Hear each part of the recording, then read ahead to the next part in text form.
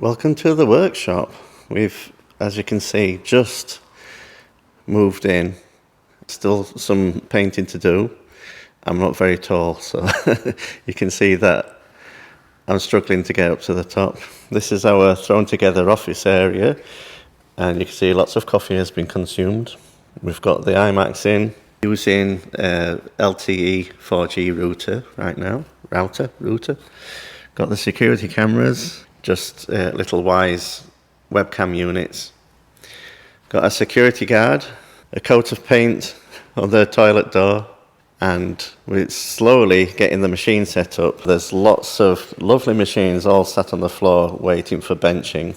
I'll probably do a tutorial or video about how I'm going to make the benching, but I'm going to try and make them as cheap as possible, but be sturdy.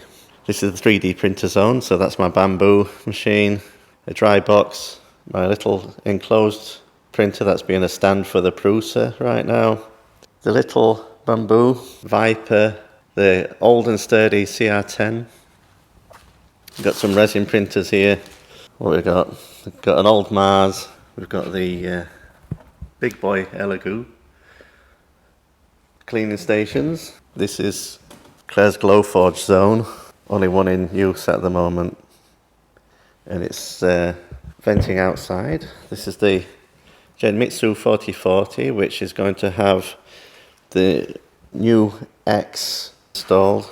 That's the new review. That's the OMTech. Is it OMTech? OMTech Polar. Got some open frame diode lasers here. We've got my beloved Xtool S1.